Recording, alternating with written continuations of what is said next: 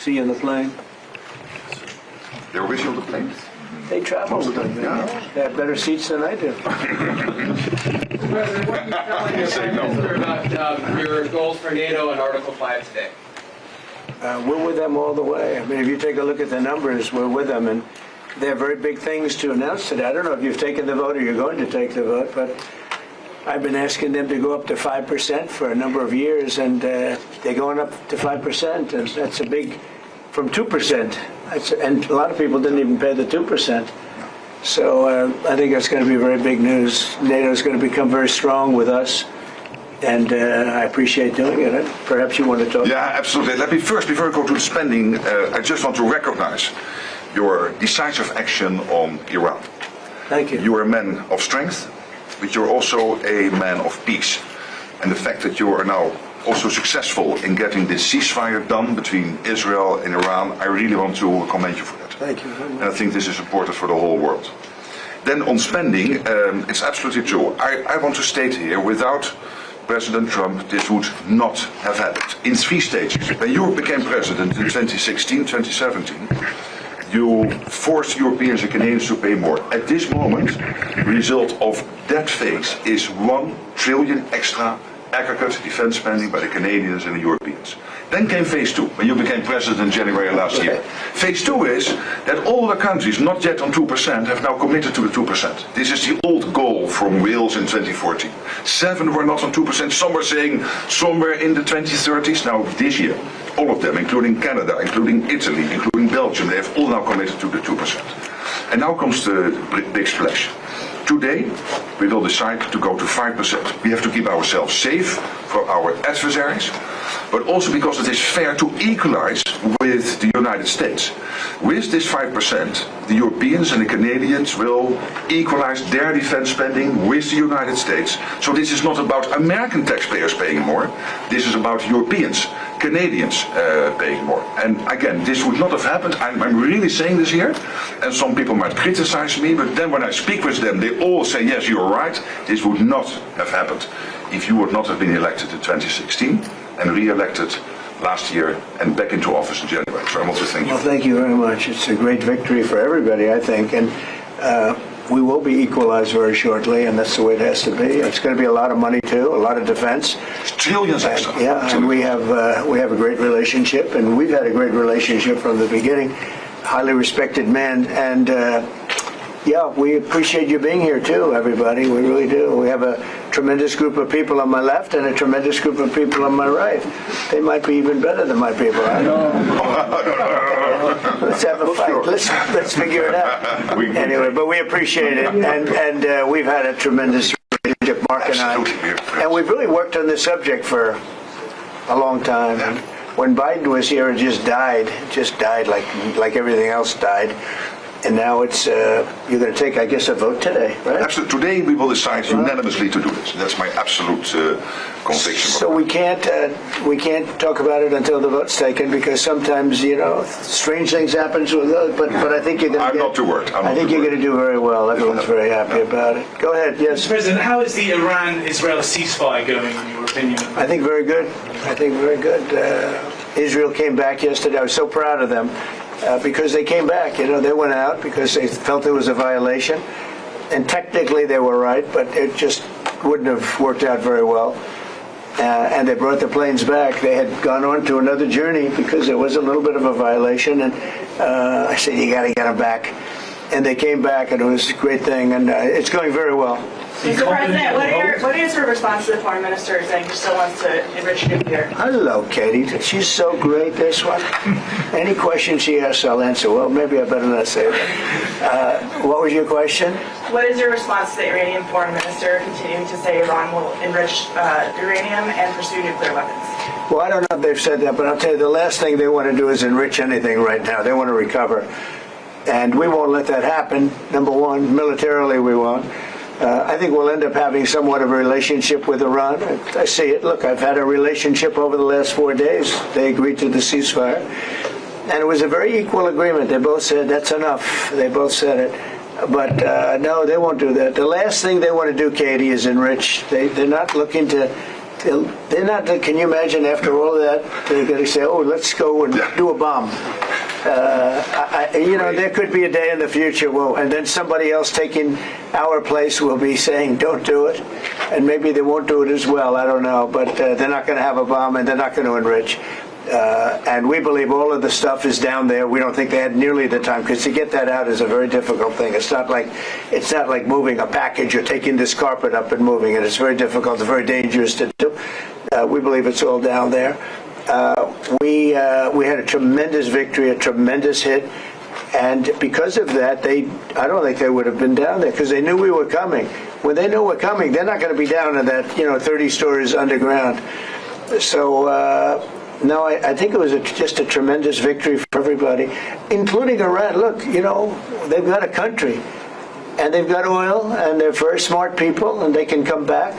Israel got hit very hard, especially the last couple of days. Israel was hit really hard.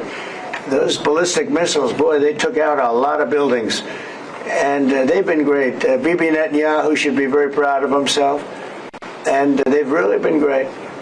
But they're not going to be building bombs for a long time. Mr. President, what's your reaction to the intelligence reports saying that the Iranian nuclear sites were only partially devastated, not entirely? Yeah, well, they said it was actually, the report said it could have been they don't know. I mean, they did a report. I could have Pete talk to it because his department did the report. They really don't know. I think Israel's going to be telling us very soon, because Bibi is going to have people involved in that whole situation. We hear it was obliteration. It was a virtual obliteration. When you take a look at the ground above, don't forget the flame is all underground. But everything above, if you look at the before and the after picture, everything above is burned black. The trees, everything. There's one building, but that's a building that sunk substantially into the granite, so that the fire goes right over it. I believe it was total obliteration.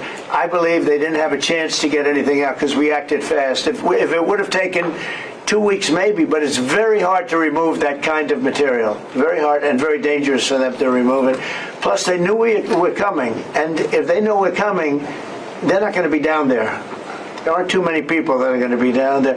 Pete, do you have something to say about that? Well, Mr. President, when you talk to the people who built the bombs, understand what those bombs can do, and deliver those bombs, they landed precisely where they were supposed to, so it was a flawless mission. Flawless. Right down where we knew they needed to enter, and given the 30,000 pounds of explosives and capability of those munitions, it was devastation underneath Fordo. And the amount of munitions, 6 per location, any assessment that tells you it was something otherwise is speculating with other motives. And we know that because when you actually look at the report, by the way, it was a top secret report, it was preliminary, it was low confidence. All right, so this is you make assessments based on what you know. They said it could be very devastating, very serious. Moderate to severe, and we believe far more likely severe and obliterated. So this is a political motive here. Is there a leak investigation? Of course, we're doing a leak investigation with the FBI right now because this information is for internal purposes, battle damage assessments, and CNN and others are trying to spin it to make the president look bad when this was an overwhelming success. We had a tremendous success, and this is the New York Times. I call it the failing New York Times. It's going to hell. And CNN, which, as you know, very few people are watching. And you would think they'd do the opposite. You would think they'd want to say, this was an unbelievable success. And the thing that hurts me is it's really demeaning to the pilots and the people that put that whole thing together, the generals. That was a perfect operation.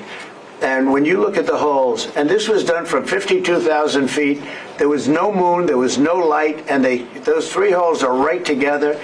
And also, and nobody talks about this, we shot 30 Tomahawks from submarines. In particular, one submarine, but that was 400 miles away. Mm-hmm. And every one of those Tomahawks hit within a foot of where they were supposed to hit. Took out a lot of buildings that Israel wasn't able to get. We took them out with Tomahawks. We don't even talk about that. This was a devastating attack, and it knocked them for a loop. And, if it didn't, they wouldn't have settled. If they had won, if we didn't take it out, they wouldn't have settled. Somebody mentioned that to me last night. If that thing wasn't devastated, they would have never settled. Marco, do you have something to say? No, first of all, on the stuff about the intelligence, This is what a leaker is telling you the intelligence says. That's the game these people play. They read it, and then they go out and characterize it the way they want it characterized, and they're leakers. This is the game they play. So that's number one. Number two, here's a fact. The conversion facility, which you can't do a nuclear weapon without a conversion facility. We can't even find where it is, where it used to be on the map. You can't even find where it used to be because the whole thing is just blackened out. It's Right. gone. It's wiped out. It's wiped out. Then we dropped 12 of the strongest bombs on the planet right down the hole in 2 places. Everything underneath that mountain is in bad shape. And I refer you to the statement of the IAEA, Mr. Grossi. You know what he said? He said there was Iran, the way it looked the day before the attack, and what their nuclear program looks like now. 2 very different things. They are way behind where they were just 7 days ago. Now, anything in the world can be rebuilt. But now we know where it is, and if they try to rebuild it, we'll have options there as well. But all this leaker stuff, these leakers are professional stabbers. That's what they are. They go out and they read this stuff, and then they tell you what it says against the law, but they characterize it for you in a way that's absolutely false. There's no way Iran comes to the table if somehow nothing had happened. This was complete and total obliteration. They're in bad shape. They are way behind today compared to where they were just 7 days ago because of what the president did. Marco, can I just alert you to one other aspect? So the great thing is you took out the nuclear capability of Iran.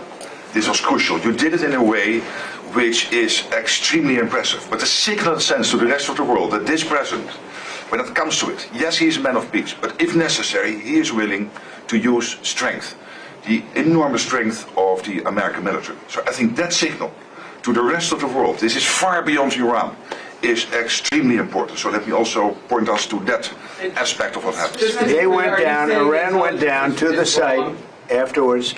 They said it's so devastated, and they settled when they saw what we did to it. And frankly, if we didn't do that, they would have had a lot of ammunition to keep going. They wouldn't have settled. Somebody brought that up, and 2 Iranians went down to see it, and they called back, and they said, this place is gone. So it's just fake news by CNN, which has got no ratings. It's a failed network. Anybody here from CNN, by the way? Because you're a really disgraceful network. MSNBC, I think, is actually worse. But they're all pretty bad. But yours is good, Katie, I'll tell you. Mr. President, You know what Marco reminded me that he did such a nice job there? It was 9 years ago I had to debate this guy. He was not easy. I think he even got better. But when you were into your little thing, I said, this is when I had to debate this guy. You think it's easy to debate him? It's not easy. How long do you think that the Iranian nuclear program has been put back by these strikes? Years or totally? What? I think basically decades, because I don't think they'll ever do it again. I just don't think they're going to do it. I think they're going to take their oil, they're going to have some missiles, and they'll have some defense. I think they've had it. I mean, they just went through hell. I think they've had it. The last thing they want to do is enrich. They've been trying to do it. By the way, it's hard to enrich. And, you know, when you look at a site like that, very, very hard to build. Very, very hard, very expensive. They spent trillions of dollars trying to do this thing, and they didn't come up with it. And we're actually getting along with them very well right now. But had we not succeeded with that hit ended the war. That hit ended the war. I don't want to use an example of Hiroshima. I don't want to use an example of Nagasaki. But that was essentially the same thing. That ended that war. This ended that with the war. If we didn't take that out, they'd be fighting right now. Mr. President? Yeah. If the Iranians do rebuild, would the United States... If they rebuild? Would the United States strike again? And I have also a question about Russia. But I'm not going to have to worry about that. It's gone for years. It's very tough to rebuild because the whole thing is collapsed. In other words, inside, it's all collapsed. Nobody can get in to see it because it's collapsed. You can't go in to see a room that has, 10 million tons of rock in it. And the tunnels are totally collapsed. But if they rebuild? Well, they've already looked at the tunnels. This was an unbelievable hit by genius pilots and genius people in the military, and they're not being given credit for it because we have scum that's in this group, and not all of you are. You have some great reporters, but you have scum. CNN is scum. MSDNC is scum. The New York Times is scum. They're bad people. They're sick. And what they've done is they're trying to make this unbelievable victory into something less. Now, even they admit that it was hit very hard, okay? But it wasn't hit hard. It was hit brutally, and it knocked it out. the original word that I use, I guess it got us in trouble because it's a strong word. It was obliteration. And you'll see that. And it's going to come out. Israel is doing a report on it now, I understand. And I was told that they said it was total obliteration. You know, they have guys that go in there after the hit, and they say it was total obliteration. And you know, I don't want it for me. I want it for the pilots. I want it for the military. They did such a good job. If you were in the Situation Room with me, with the generals and all of the people that did such a good job, and then they get demeaned by these idiots at CNN who can't get ratings, the place is dying, nobody wants to even waste their time going on their shows. So they form with the New York Times, who's dying also. Without Trump, you wouldn't have a New York Times. And then just changing gears to your meeting with Zelensky later today, can you give us any preview of what the two of you might be discussing? No, well, we'll discuss the obvious. We'll discuss his difficulty. He's got a little difficulty. Zelensky. He's a nice guy. I mean, I'm going to meet him today. I don't know. I assume we're going to be discussing Ukraine. Yes. I mean, it seems like the most Is there likely subject. any restart talks there or anything that you might do? Well, we're going to see. I mean, I've spoken to Putin a lot, and he actually was very nice. He volunteered help on, as you know, on Iran. I said, no, I don't need help on Iran. I need help on Russia. Okay? I said, do me a favor. Help us on Russia, not on Iran. But he was very nice. We're going to talk about that. We're going to talk. I think progress is being made. I think great progress is being made on Gaza. I think because of this attack that we made, I think we're going to have some very good news. I was talking to Steve Witkoff, who, by the way, is terrific, and who knows more about this subject than anybody, the subject of what we were just talking about. He was on last night with Jesse and with Laura and with Sean. And boy, Susie, he has a great take on it. He just explains it so easily. He's really very knowledgeable. But he did tell me that Gaza is very close. One follow-up on Iran. Both you and Secretary Rubio and Hegseth mentioned the lead. But can you clarify, is the intelligence correct or is the intelligence wrong? Well, the intelligence was very inconclusive. The intelligence says we don't know. It could have been very severe. That's what the intelligence says. So I guess that's correct. But I think we can take the we don't know. It was very severe. It was obliteration. And you'd think that a media outlet would say, isn't that a great thing? I mean, more importantly for the pilots, for the military, you take their guts out. You take their absolute guts out. They had a tremendous attack. It was a complete obliteration. The other team, the other group, Iran, said, let's stop this. And you know what? Israel said it too. Very smart. They fought like hell, and then they said, let's stop. And they're going to build themselves. And I really see it as sticking.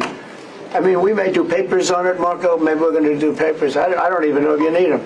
They're not going to be fighting each other. They've had it. They've had a big fight, like two kids in a schoolyard. You know, they fight like hell. You can't stop them. Let them fight for about 2-3 minutes, then it's easy to stop them. And then Daddy has to sometimes use strong language to You have to use strong language. Every once in a while you have to use a certain word. I think we have to join the others. Yes, we're going to join some other group. Yes, thank you. Katie, one last question. Do you believe that the strike... She's so good. That's the only reason I take. Thank you, Mr. President. She used to be very difficult. Go ahead. Do you believe that this strike on the Iranian nuclear program will lead to the release of the hostages in Gaza? I think that it helped a little bit. It showed a lot of power. Yeah, I think it helped, but we're going to get separately, even before this, we were very close to making a deal on Gaza. I think this helped, yes. Okay, thank you, Kevin. Thank you. Thank you, everybody. Thank you. Okay.